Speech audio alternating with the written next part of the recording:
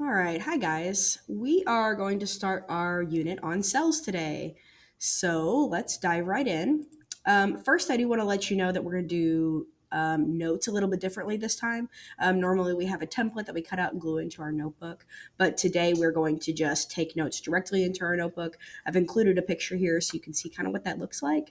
But basically, I just want you to write down everything that's on the slides so that you have all the information you need. I'm going to say a lot more things, but I want you to write down everything on the slide and listen closely to what I'm saying. So let's get started. First, we need to know what our learning goals are for today. So, what are we expected to learn by the end of this lesson?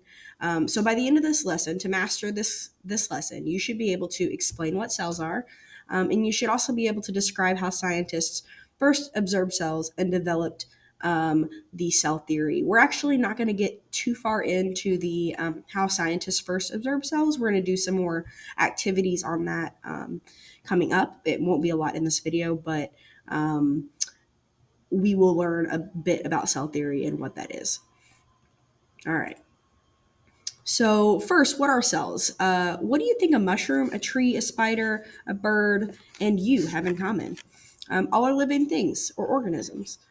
Like all organisms, they are made of cells. Cells form the parts of an organism and carry out all of its functions. Cells are the basic unit of structure and function in living things.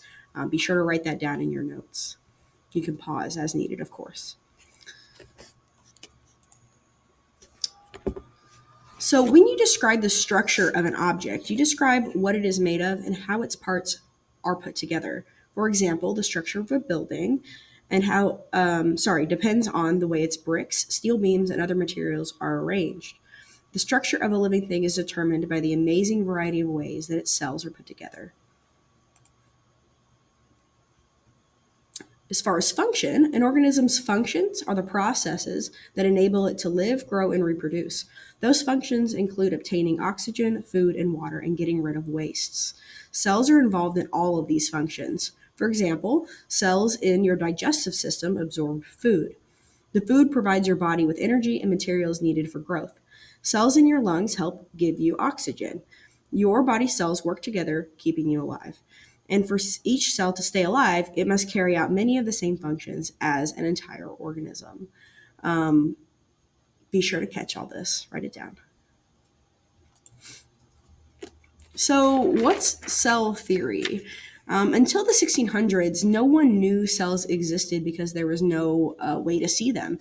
Around 1590, the invention of the first microscope allowed people to look at very small objects. A microscope is an instrument that makes small objects look larger.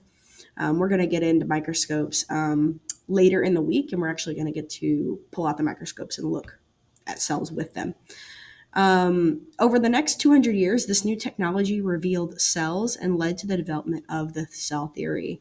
The cell theory is a widely accepted explanation of the relationship between cells and living things.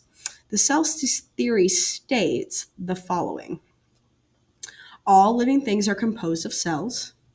Cells are the basic unit of structure and function in living things, and all cells are produced from other cells.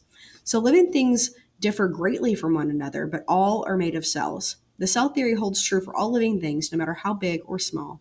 Because cells are common to all living things, cells can provide clues about the function that living things perform. And because all cells come from other cells, scientists can study cells to learn about growth and reproduction. Okay, to review the concepts, I want you to answer these questions in your notebook. So you can pause, write the question, please, and then write the answer underneath. So you're going to answer these three questions. What does it mean to say that the cell is the basic unit of structure in living things?